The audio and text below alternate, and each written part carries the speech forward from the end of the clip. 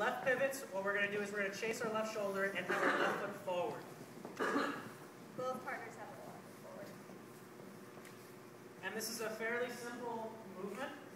From there, you can take this, and again, left shoulder you're chasing, and left foot you're going to have forward, and you can start tracking this in a straight line.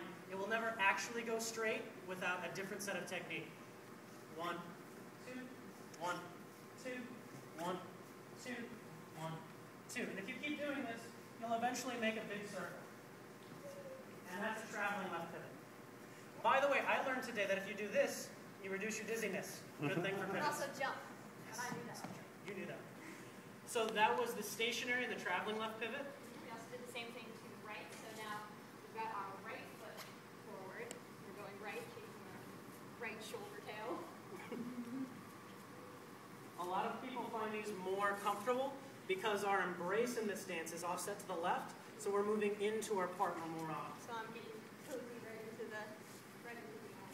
One of the other things that'll make this a lot easier is having a parallel connection up top. If the follow is offset and promenade, it makes this move much more difficult and a bit more awkward. Different. So from here, if we're going to travel this, we do the same thing. On my pivots, I increase the rate of turn on my pivots to make them track in a straight line. 1, 2, 1, 2, 1, 2, 1, 2. So those are 4 pivots that you've got. Left spot pivot, left traveling pivot, right spot pivot, right traveling pivot. Then we did talk a little bit about using contra body motion in your turn. So taking your torso and turning it toward the front leg.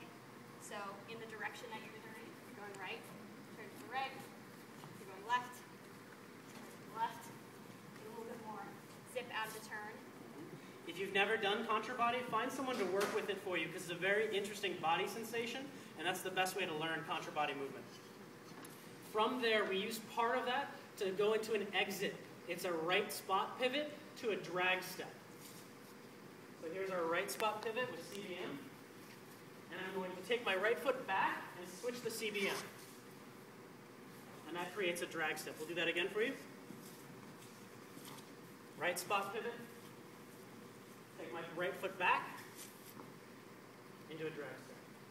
The switch of the CBM adds a lot to this move, only if you do it right. So again, find someone to help you out with that, train with somebody, work with a peer, get that CBM because it's delicious.